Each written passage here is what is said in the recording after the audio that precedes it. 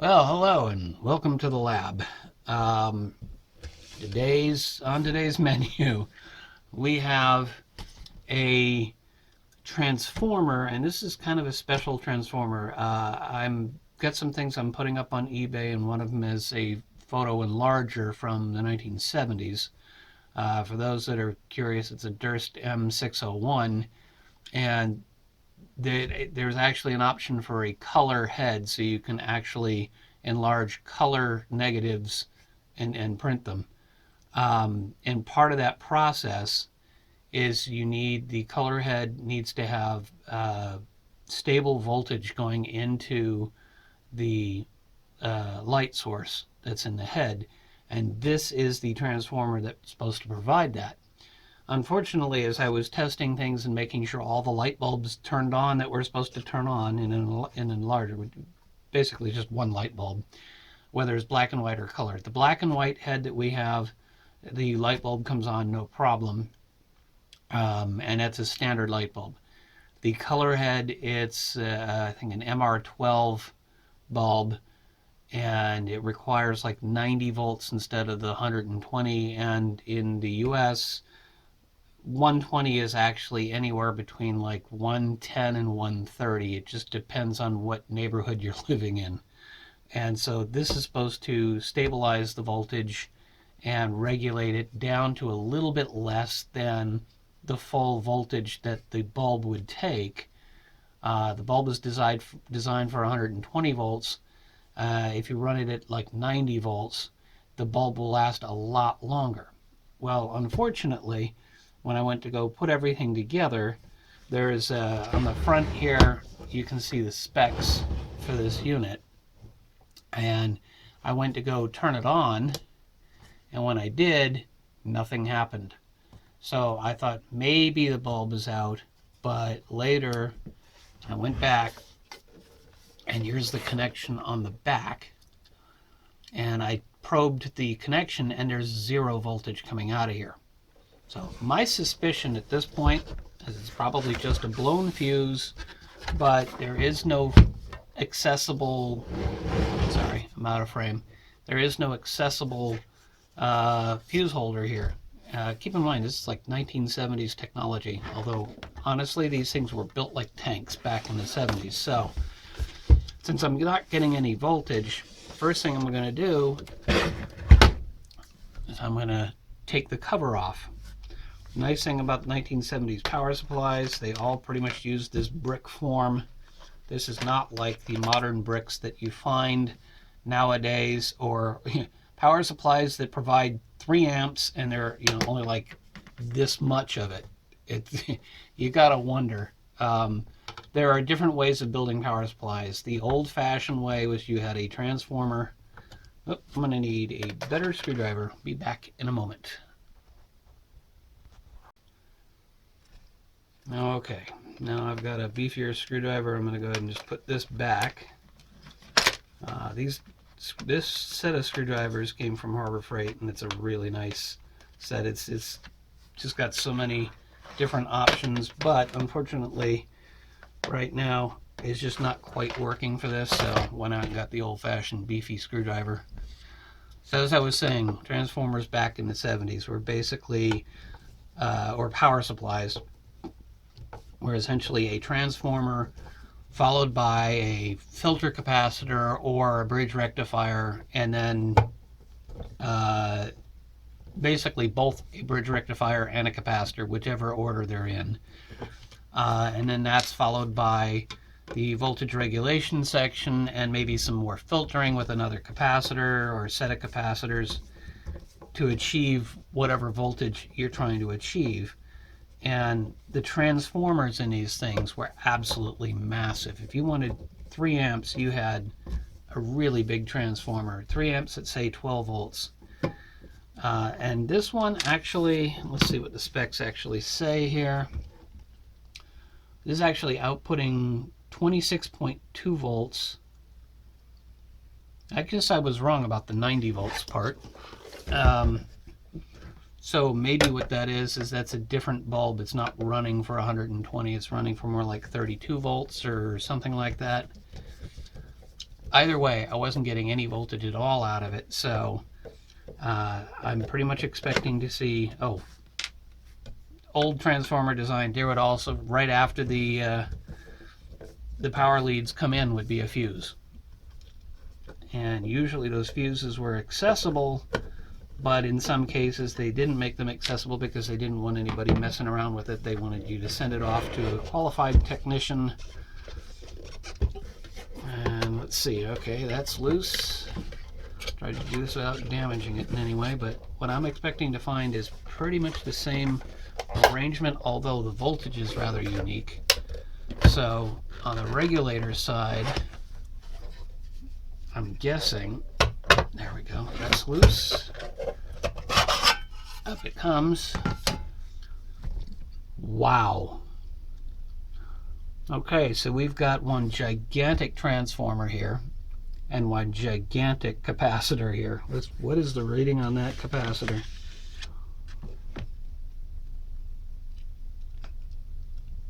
I can't really read it from here. Unfortunately, it's in a clamp, and the clamp is covering up most of the information. But, so let's see, we've got, okay, I get what they've done. You got the power coming in here. They broke out the ground, and the ground is going down and secured to the bottom of the case. You've got, let's see, one power lead coming around to the switch and going back over and into the transformer. The other power lead is going directly into the transformer. It looks like then the power is somehow being tapped off to go across this capacitor. This is the kind of thing you do not want to touch. I got to be careful here because that's a mighty large capacitor and it could store a really good charge on it. It looks like there's actually two sections to the transformer, so there may be, okay, yeah, so probably this is your primary on this side at 120, and down here is your secondary.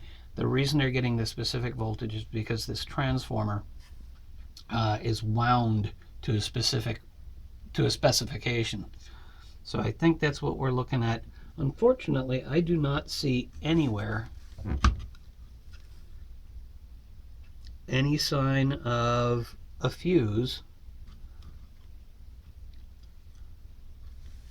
So I kind of wonder if, I don't think the fuse is built into the switch, which means it could be the capacitor itself has gone bad. And if they're passing part of the voltage through the, or if they're passing the voltage through the capacitor in series, then the capacitor could be acting like a fuse. So I guess my next task is going to be to try and carefully remove this capacitor, discharge it, and see if I can find a replacement. Wow, this is not what I expected. That's how these videos go. I'm not going to bother with anything with the transformer. I think that's probably fine. I'm going to keep looking to see if I find a fuse. I'll come back if there's a fuse. Otherwise, part 2 of this video is going to be after I get whatever I need to try and fix this, and hopefully it doesn't end up costing a ton of money. Alright, well, as Clive would say, the deed is done, and made a little bit of a mess, but let me see if I can sort of run you through it. This is the capacitor.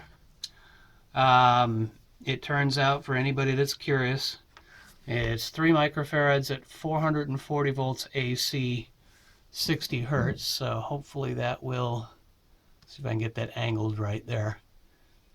Hopefully that helps. It was a little tricky trying to get it out of the bracket here. The bracket's actually riveted in on both sides, and so I was thinking, oh geez, well I don't want to have to drill out the rivets, because then what am I going to do to put it back together? And I tried a couple of different things. You can see I kind of dinged the end of the capacitor there, trying to kind of bang it out from one side. Before I did that, I actually took a couple of pictures and let's see which one. So one of these two wires has a black mark on it. I don't know if you can see that real well, but that way I could figure out in the future which side of the capacitor to put it on, if that even matters. I know some capacitors are polarized. This one doesn't really look like it's polarized. I don't see any markings that indicate that. So it's probably non-polarized. But now the key question is, if this has failed, did it fail short circuit or open circuit? So I'm going to take my multimeter, set it on the lowest ohm setting because I do not have the beeper function on this. And let's go ahead and put our leads across the capacitor.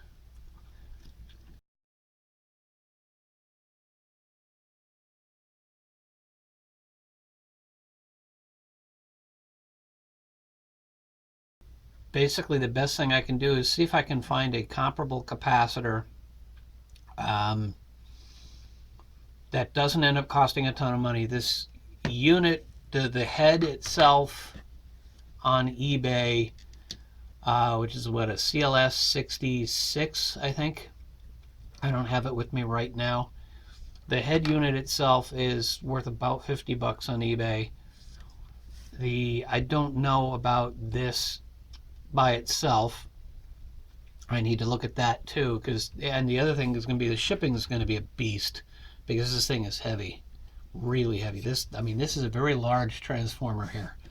So that's where I am. I'm now going to go look it up, and if I can find more information prior to ordering the capacitor, I'll come back. Otherwise, the next time you see me, I'll be putting another capacitor in, or I'll be ending this video with just a text screen saying sorry, couldn't find a capacitor, that's it, this is going in the trash. Okay folks, time to play Dr. Frankenstein. I'm back. It's the same day. This is sort of part 3 of part 1, I guess, but I was trying to figure out how I was going to be able to further test this and determine what I was going to do in terms of maybe ordering whatever parts I needed to order. And as it turned out, I realized I had another switch handy over on my old workbench.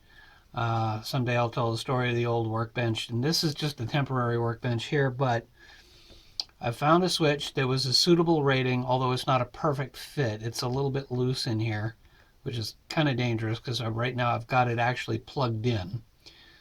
But I then hooked up the capacitor again because it occurred to me, I guess I kind of glossed over that here, that the switch could actually be part of the problem. And indeed, I pulled the old switch out and there's no conductivity when I flip it into the on position.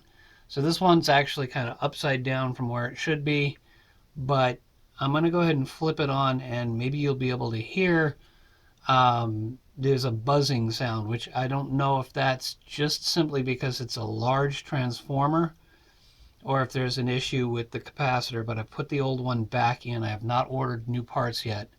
So I'm going to go ahead and flip it on, and then I'm going to grab a voltmeter. We're going to put that back up, and we're going to see if we get voltages coming out. Now, I only want to leave this on just briefly so I can test it. Once I know that this was the problem, I can go ahead and buy a new switch, and I'm probably going to buy a new capacitor anyway because this one, A, I kind of beat on it a little bit trying to get it out, and B, it's just old, and it's I wouldn't want to replace the switch only to have the capacitor go bad later, and then somebody ends up throwing it out thinking they wasted their money. So if I'm going to recondition it, I'm going to recondition it right. I can't do much with the transformer, but the capacitor, I did find replacements. They don't make that part number anymore, but there are substitutes for that part number that are equivalent. So here we go. Let's see what we get in terms of a voltage. Before we got 0. And it's just wigging out. And let's flip the switch now. The buzz is really not all that loud anymore. That's a good thing. Now this is really dangerous, so I don't recommend people try this. I'm going to try and get in there with one lead and the other lead. I should have a voltage here, and yet somehow I don't. Okay, I'm going to turn it off. Well, actually, let me probe in the back here, just in case there's a problem with that. That should be giving me the voltage right there. That's not giving me anything. And now the really potentially dangerous part. This is the plug that goes in. I've got the other part with me, so I'm going to go ahead and... Oh my God, it came on. I don't know if you can see the light over on the side there. There's something wrong with the way that I'm trying to test the voltage. It could be that the voltage is too low for my meter, but the light bulb on the other unit has now come on. I'll turn this light off, and then I'm going to unplug it. Well, I don't know if you'd have been able to see that. Lighting in here is not that great. I'd really kind of like to show you. Well, let's see if I can. This is the other unit. Still got a wire tie around it. I'm going to very carefully move this over. Get rid of that because that's going to cause a problem. Okay, voltmeter's not helping me, but let's see. I plug it in. Woo! We got light, and this is the color head for the enlarger, so in theory if I turn these knobs I get different colors. And we gotta hold it and turn them the right way. Oh wow, I don't know if I can demonstrate that. There, maybe that'll help. Let me try changing. So you should see the white color here, and the color itself is coming out here. Basically it's a series of filters. Yep, I can see I'm turning up the cyan. Or is that... Well, let's just turn them all down. There, now we're back to a very warm color. And if I turn one of them, it should have been the cyan, yes. Now let's add some magenta. Let me get a purplish color.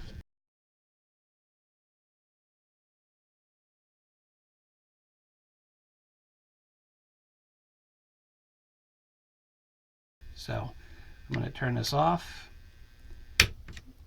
Yes, it works. Okay, so I need to get a new switch, and I need to get a new capacitor, and I can rebuild it. And the only other thing is I had to drill out that one rivet, so I'm going to have to add a small nut and bolt, and that should take care of it. So that should wrap it up for this part. Truly wrap it up for this part. So until I get the parts and I'm ready to put it all back together, thanks for watching.